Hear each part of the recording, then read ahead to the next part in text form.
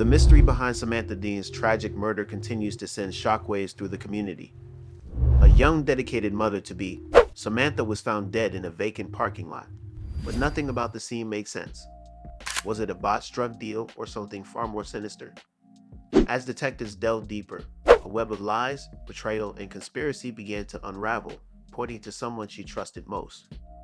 What was the truth behind the strange burner phones, the stage scene, and the key pieces of evidence left behind? And who was ultimately responsible for the shocking murder of this beloved woman? You won't believe the lengths people went to in order to cover up their involvement in this horrific crime. Keep watching, because this story is far from over. Murder discovery. At 2 a.m. on February 4th, 2015, a police officer in Bastrop, Texas, was patrolling the quiet, empty shopping center. As he drove through the parking lot, he noticed a car parked at the far end. The officer approached the vehicle and found a woman inside, partially slumped over. It was clear she was dead, and she had suffered a severe head injury. The victim was identified as 29-year-old Samantha Dean, who was 7 months pregnant at the time. The car she was found in was a black Dodge Charger, registered to Samantha. Upon investigation, the back seat of the car had been removed and placed outside the vehicle. There were no shell casings found at the scene, but inside the car, investigators discovered 2 cell phones, one belonging to Samantha, the other to an unknown person. Nearby, a grocery bag full of marijuana was found, untouched and without bloodstains, suggesting it had been placed there after the shooting. The scene initially seemed like the aftermath of a drug deal gone wrong.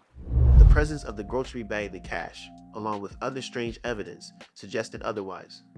The more investigators looked, the clearer it became that this was not a simple crime, but a carefully staged murder. Investigation begins. As news of Samantha Dean's murder spread, investigators began piecing together the strange details of the case.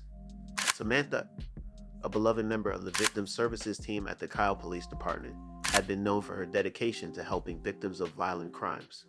She had fought and survived cancer, which made her commitment to serving others even more admirable.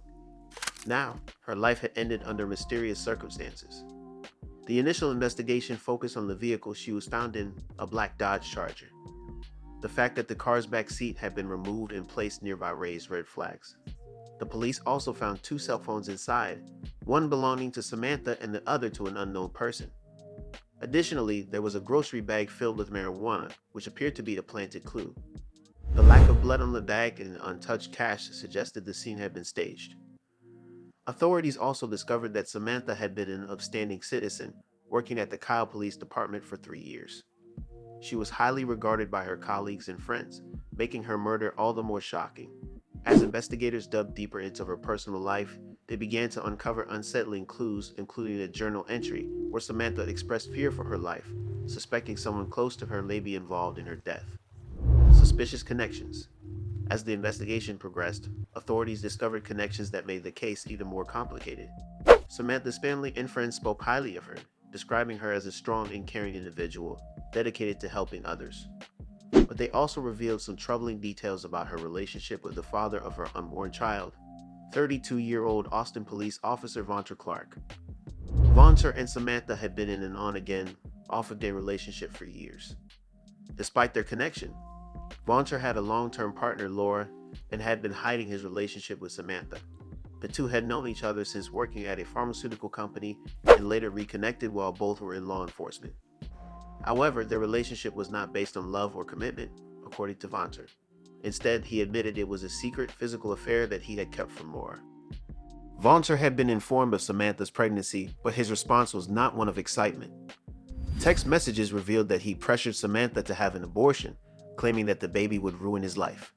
Investigators learned that he considered his relationship with Laura to be his real family, and the news of Samantha's pregnancy had caused him significant stress.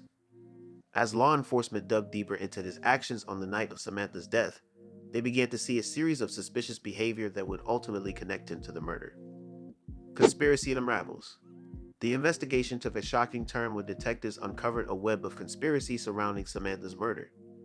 It began to emerge that Vonter Clark, the father of her unborn child, had been involved in a much larger plot. In the weeks leading up to her death, Samantha had confided in friends and kept a journal detailing her growing fears.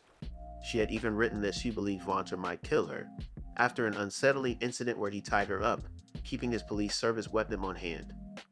As the investigation continued, it became clear that Vonter had been in contact with two of his close associates, Kevin Watson, a man he considered a brother, and Freddie Lee Smith, a criminal with a violent past. These men, along with Vonter, were implicated in the plot to kill Samantha. Kevin had become involved in the conspiracy, agreeing to help by recruiting Freddie to carry out the murder. Phone records showed that Vonter, Kevin, and Freddie had been in constant communication in the days before the murder. Yeah, what's up? Bro, I got What's up? What's up? the phone. Yeah, I already know. So we need to change number, pretty much. You know what I'm saying?